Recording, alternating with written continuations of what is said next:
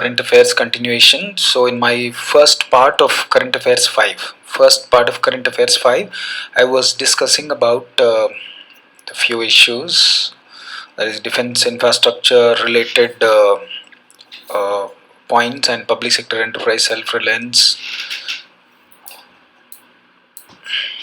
Yeah, and we also had a discussion about ease of doing business related, which were announced by central government as a part of Atmanirbhar Bharat program Abhiyan, right?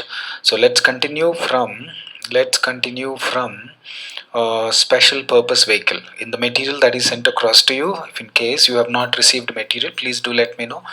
I'll post it across once again so that you can start learning this properly. Okay, we have something called special purpose vehicle. Special purpose vehicle. It's like this. Understand slowly, because the language which is given, even though you read 10 times, unless and until you had an underlying point of it, you will not be able to follow. That is for sure. If in case you are from um, finance background or economics background, you might be able to understand, but still the language is little critical. This kind of concepts take little time for you to understand. All right, now look at this. Let's say there's a company called Reliance Company, and Reliance Company does so many businesses.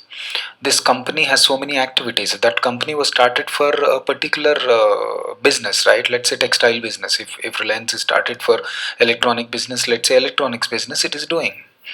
And one fine day, they wanted to develop a specific project. Let's say airport they wanted to develop, or special economic zone they want to develop, or an IT park they want to develop, or let's say a port city they want to develop, a smart city they want to develop. They want to develop some micro, small, medium enterprises as per the instruction or incentives given by government, so on and so forth, right? So special purpose vehicle is actually sponsored by a company. First thing is, special purpose vehicle can be a company, can be a partnership, can be a trust, can be an entity which is exclusively established by one company, for the sake of a particular project. So the name itself, you say special purpose vehicle, a vehicle which is launched by the company. So it's like there will be two things, like it's a special entity, it has its own special separate legal entity, it can have its own property, it can have its own assets, etc, etc, but it is launched by, it is sponsored by another company. So Reliance Company or Mahindra Company or Tata Company can launch special purpose vehicle as a subsidiary to that company. That too, these special purpose vehicles are actually started only for a particular project. Understood? So the from the company it is completely different. It is only sponsored by the company, but it has its own assets, it has its own property, it has its own accounts, balance sheet, everything. It will have a completely separate structure. You got my point? So what happens is, let's say Tata would like to develop so and so project. Tata has started a company, sponsored a company. That company name you put it as special purpose vehicle. Why do you call it as a special purpose vehicle? Because it is established exclusively for a particular aspect, a particular project. That means if suppose Tata one fine day becomes bankrupt, if Tata company one fine day becomes bankrupt, this special purpose vehicle, nothing happens. Because what happens when we allow companies to take up projects, if in case that company has taken up this project and that company main business is affected and it has gone bankrupt, and this project also will be affected.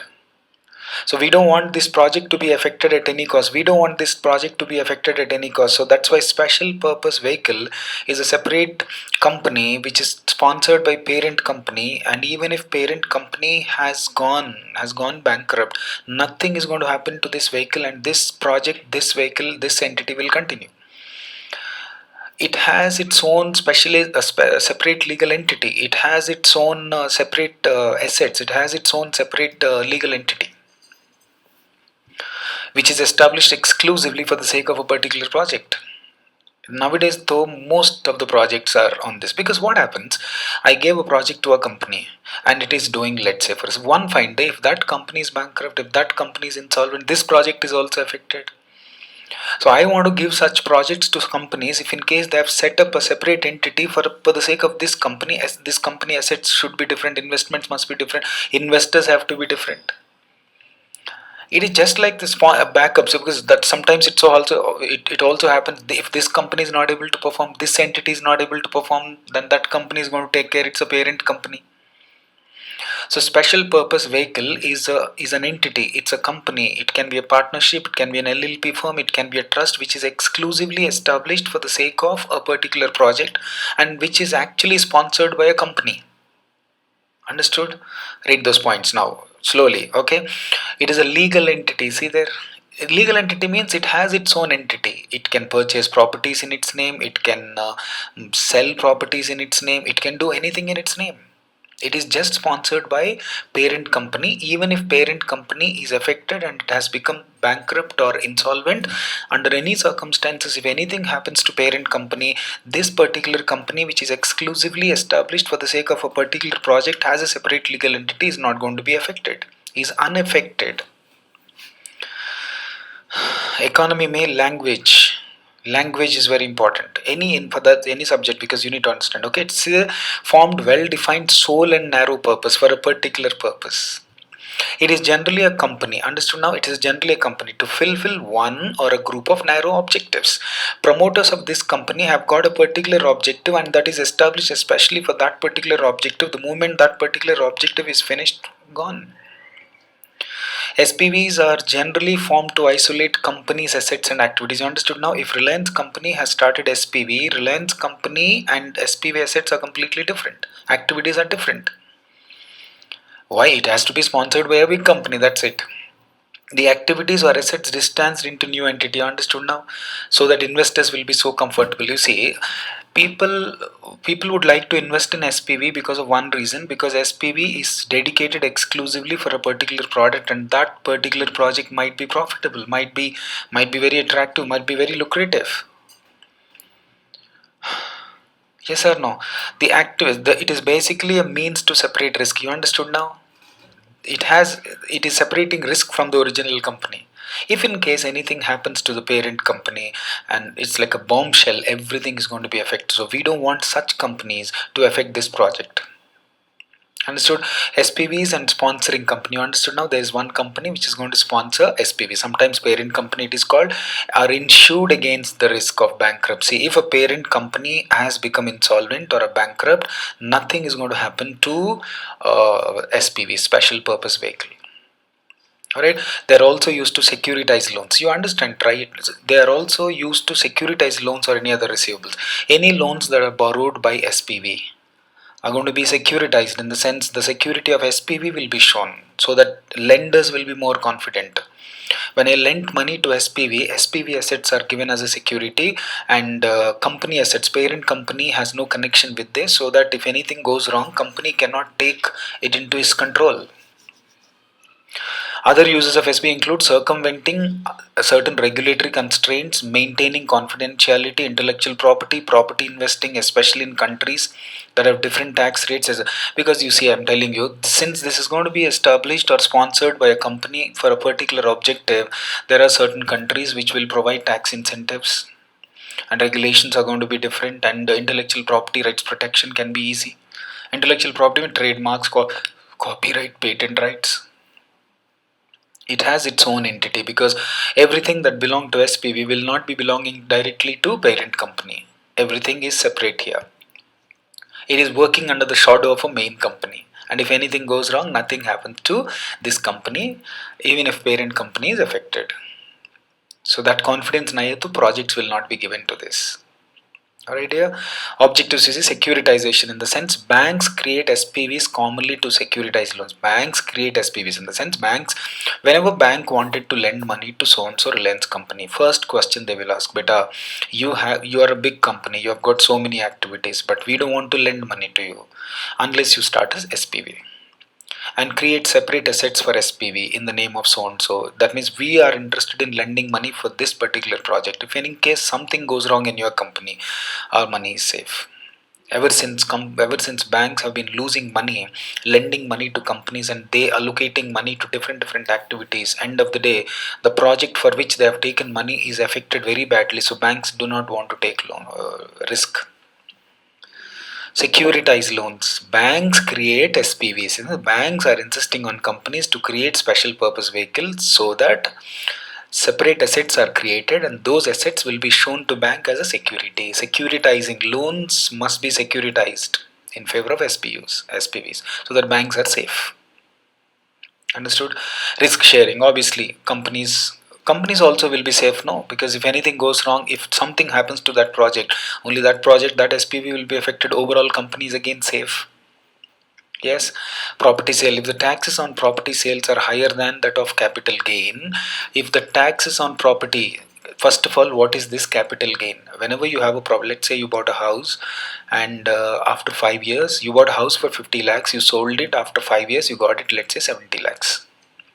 You bought it for 50 lakhs, the property, you bought it for 50 lakhs, and after 5 years, you sold it for 70 lakhs, let's say. So, how much is the gain that you earned?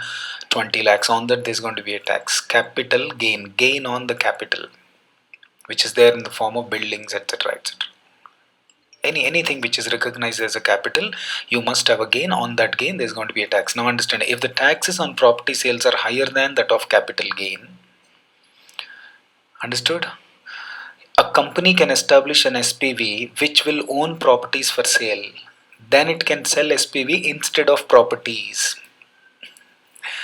That means what happens if the taxes are very high, it can create an SPV, and SPV itself can be sold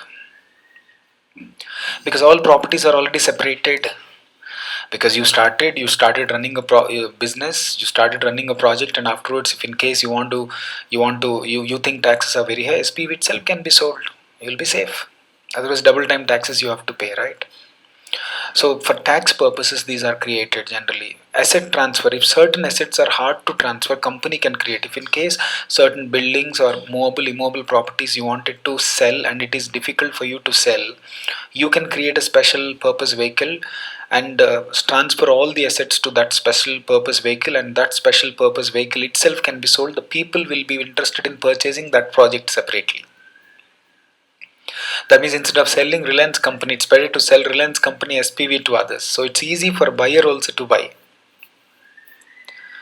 I repeat, certain assets are hard to transfer. If in case it's very difficult for you to sell the assets, create an SPV and or put all the assets in the name of SPV.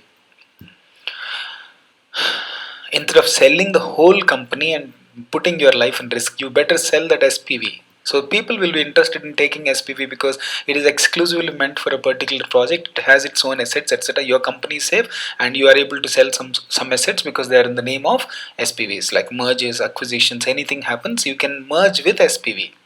Your company is safe. Otherwise, old situation. If SPV is not there, what is the situation? If you are not able to sell the assets and recover money, you'll end up selling the company, and that is a huge loss for a company, right? And you are not interested, your heart is not at all interested in selling your company, but you are forced to sell your company. But today people are actually trying to utilize this option. All right, guys. So this is one. So nowadays the central government has been encouraging this kind of special purpose vehicles, which will be started by companies for various projects in Andhra Pradesh. If you could see most of the projects, the ex-CM he has brought in the name of special purpose vehicles only. If in case anything goes wrong, best example, if you see, take for example in Amravati, in Andhra Pradesh, if you could go, there are so many ventures started already, but most of the ventures, luckily, were started on special purpose vehicles. Had they been started in the name of original company without special purpose vehicle, today they would have committed suicide. So that special purpose vehicle which was started for that particular purpose is gone. So what the banks will do, who have lent money, they will have to occupy the land.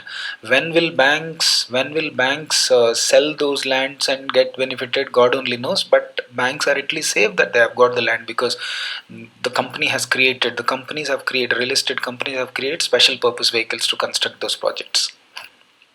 Right, most of the shipping projects, special economic zones, IT corridors, etc., they do it with the help of special purpose vehicles. It's a company which is started by one big company, parent company. Okay, let's move on. So you read, because if I go on explaining in detail everything, it takes a lot of time. All right, next one, we have something called National Migrant Information System. On account of this, COVID-19, government of India, especially Indian economy, is actually undergoing. Everybody is talking about these migrants, but neither state government nor at least state governments could do something, but central government miserably, absolutely 100% failed. Because what happens in a bigger picture, whatever money that has been allocated by central government hasn't actually reached the real people. They're still walking, they're still migrating, and now government has come up and announced so many things, but we have to wait and see how fast they will be reaching them. By the time the funds or schemes they reach migrant workers will reach their villages. But anyway, government wanted to have an information system, national migrant information system. See there, recently National Disaster Management Authority has developed an online dashboard called National Migrant Information System. The online portal would maintain central repository, a data bank of repository means a data bank of migrant workers, and help in CD interstate communication to facilitate smooth movement. This was started, as I told you, the by the time it was started, the damage has already occurred. But still, something is better than nothing. Government has initiated so that we will know. Because looking at media reports and rebroadcasting the same thing again and again, we will come to an understanding as if the whole India is suffering, but the reality could be different, right? So we wanted to actually collect the information and see who are actually vulnerable for this the migration, etc., etc. Government wanted to find the information and make sure that the schemes or incentives or some support is going to be distributed to them directly, right? The key data is related to persons migrating has been standardized for uploading as name, age, etc., etc. So data bank basically, right? States will be able to visualize how many people will be migrating, and it has additional advantages like contact tracing, which may be useful overall in controlling this pandemic, mobile numbers, etc. So overall, so what you need to understand, government has set up this just to maintain a database, and so that we will know the reality on the ground. Because on the ground situation is different, over the media situation is different. Government, instead of just being panic about seeing these video pictures, etc., etc., government wanted to have a clear cut data as to how many people are actually vulnerable and how many people are actually being affected due to this COVID-19. That is National Migrant Information Systems. Alright, the purpose you remember for your examination question. Next one, National Disaster Management Authority, NDMA. This is another very important thing which has been in the news recently. I'm only trying to cover those things which have been in the news recently in Indian Express, Hindu, and PIB, and at the most frontline magazine, and at the most important journals and magazines, right? So it's an apex statutory body for disaster management. I mean, topmost body when it comes to disaster management. It was constituted according to this Act 2005, very important, with the Prime Minister as a chairperson and 9 other members, and one such member to be designated as vice chairman. So first, the constitution, you remember, it's an apex body for disaster management in India. It was started in 2005. Prime Minister is a chairperson, and 9 other members are there. And among 9 only one fellow is going to be designated as vice chairperson. So 9 plus 1, total 10 people, right? So you need to understand that the statements will be given to you, and you are supposed to find out which statement is actually connected to this National Disaster Management Authority. Yes, what is the objective? See, the third point, if you could see, it aims to build a safer and disaster resilient by holistic, proactive, technology driven, and sustainable development strategy that involves all the stakeholders and fosters culture prevention, preparedness, etc. So, we wanted to actually prevent these kind of untoward incidents, and we wanted to make India as a disaster resilient. We wanted to be very proactive using technology and giving warning signals to people. We wanted to, so we, instead of waiting a disaster to strike us and thereafter started doing something to rectify the situation, we actually want to have a prevention mechanism with the help of technology, and this has to be sustainable in the long run. Okay, then its primary purpose is to coordinate response to natural or man-made, both. You need to understand very clearly. So just because the moment you start talking about disaster, you might be thinking about what you call only natural. So it is man-made also will be covered under this, right? Next, so we wanted to make our disasters be resilient, in the sense we wanted to minimize the impact of them. We don't want to aggravate the situation in any given point of time. That is a point, right? It is also an apex body to lay down policies, plans, guidelines, etc. So regarding disaster management and regarding policies and programs, what all activities that you're supposed to carry out, what all initiatives that you are supposed to do when it comes to controlling or preventing disaster, when it comes to preparing, when it comes to taking precautions, when it comes to using technology, when it comes to making sure that the country is not affected by these kind of man-made or natural disasters. So policies, programs, everything is going to be devised by National Disaster Management Authority. Yes, that is one thing in this, and one more important current affairs. You have it in the newspaper, so we'll close this also in this. Creating travel bubble. There is something called travel bubble. Okay, see there. It creating a travel bubble involves reconnecting countries or states which have shown good level of success in containing. Reconnecting those countries and states which have actually been successful in containing this pandemic domestically. Such a bubble, what is this travel bubble? Maybe we wanted to find out what all those states and countries who are actually successful in what you call containing this, so that we will try relaxing restrictions in terms of travel. Such a bubble would allow members of the group to restart trade ties with each other, so countries and states, right? According to the report, potential travel bubbles among better performing countries around the world would account for 35% of global domestic product. Understood? So those countries who have been successfully, who have been able to control this, are actually 35%. Travel bubbles are favored by smaller countries because they are likely to benefit being able to trade again with the larger partners, because they could contain this, and they're actually the better countries in terms of resuming the trade relations without any hassles. Criteria for entering travel bubble includes, this is important for your prelims examination point of view. What is the criteria for countries or states to enter into travel bubble so that they can start restructuring and rebuilding the trading relations? And because we are trying to create this only on the basis of one thing, were they able to contain this pandemic effectively? If in case they were able to contain this pandemic effectively, then we're going to form a group. See there, people from outside countries willing to join bubble corridor will have to go into isolation for 14 days. Understood? If you, in case you want to travel uh, from outside countries, 14 days quarantine is must. Okay, isolation. One should not have traveled outside the member countries of travel bubble in the first 14 days. Okay, outside the member countries of travel bubble is a group of countries which have actually contained this. If in case anybody who's coming out of the country into this travel bubble countries, and they must not have traveled outside the countries for the past 14 days. One should not be infected with coronavirus and should not have come in contact with anyone who has been. So overall, he has not been infected, he has not traveled outside the travel bubble countries for the last 14 days. And if in case he comes to this, see, people from outside countries, anybody comes to this, they will have to undergo an isolation for about 14 days. You understand now? It's a group which is going to be created depending on the ability or the success rate that when it comes to handling of this pandemic over these days, right? Example, you see, Australia, New Zealand reached an agreement to form a travel bubble. Very important, very important, very important.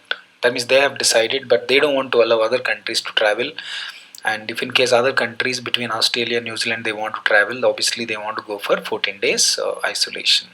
Yes, once it opens, Tasman zone, Tasmania you have no in Australia, right? See, will allow travel without quarantine period. You understood now? They have come to an agreement. Once they come to a conclusion, it is safe, then there won't be any restrictions between them, right? Next one, Baltic countries of Estonia, Latvia, Lithuania started travel bubble. You need to be very, very careful here, guys. Please make sure that you are very particular about. So first important thing is Australia and New Zealand. And second important thing, if in case everything goes well, there's going to be a travel without any restriction or quarantine period between trans Tasman zone between New Zealand and Australia, and Baltic countries, Baltic Sea. I will show you with the help of a graph.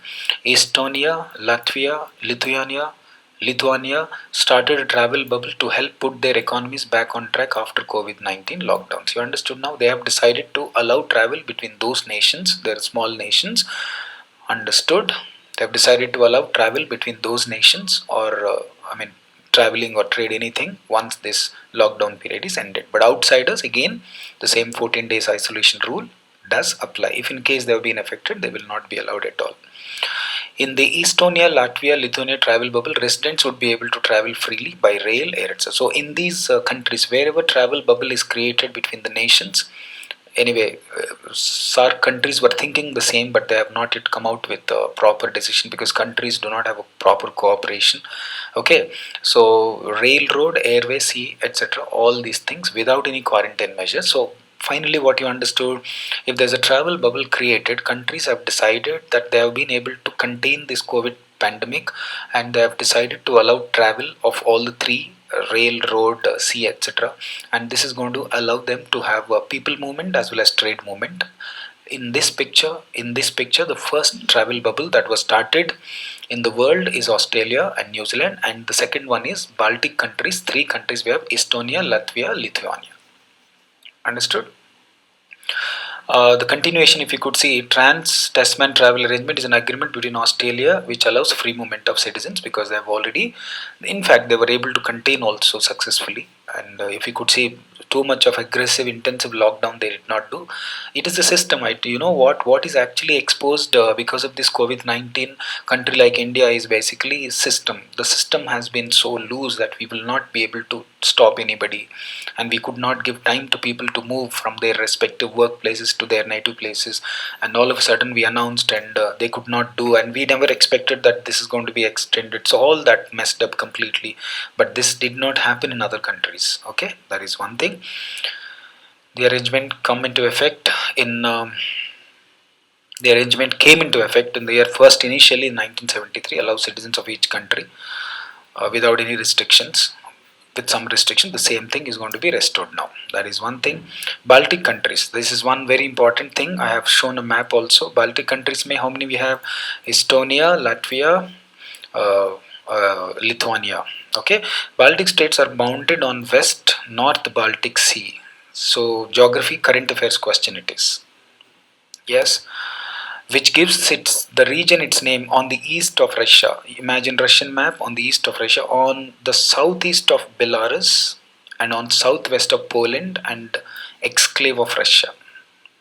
Okay, these three countries, first of all, you remember, and region I have already shown in the map.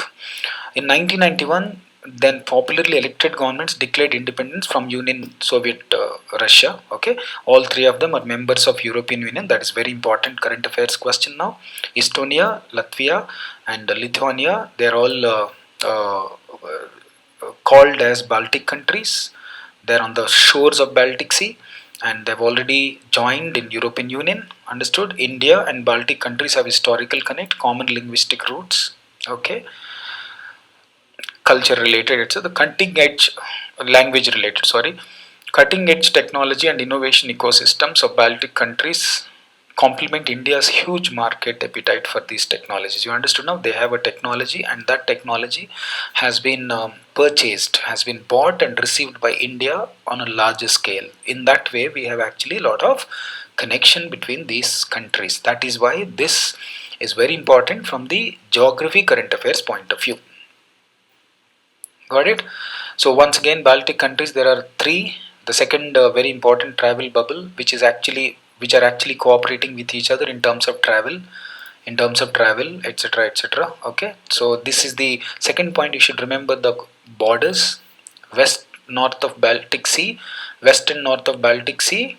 Okay, east of Russia, southwest by Belarus. So the what do you call it, the overall borders of these countries are very important, because since it is in the news, there's every possibility they would give you. Okay, civil services may, geography related current affairs, 100% they ask like this. Map oriented study is very important when it comes to current affairs geography. So you cannot simply imagine what you call countries, etc. First of all, name of the countries: Estonia, Latvia, Lithuania. Baltic states, that too where of Baltic, west and north. So better, instead of reading this, first you just three countries, Baltic Sea countries, and they are members of European Union. India has a technological connection with these countries. Okay, look at this map. See here, Russian Federation you have, Gulf of Finland we have here on top, Gulf of Rigo. See here, Estonia, Latvia, and Lithuania. Understood? And the borders, you see, if you could see this side, what you call, you have Europe. This is Baltic Sea. Yes, yeah, Sweden, Finland. Imagine now. Then you see the main atlas, then you will understand this more easily. All right. Yes. And this side, Poland is there, Belarus is there here, Russian Federation is there, Gulf of Finland. The other side, Baltic Sea is there. A very small sea. Understood? That's all for now. I'll continue with the next one. Syndemic, something is there. World Trade Organization has come up with so many new terms when it comes to natural disasters or any pandemics. There are so many terms that were introduced. We will discuss them in the next video. Have a good day.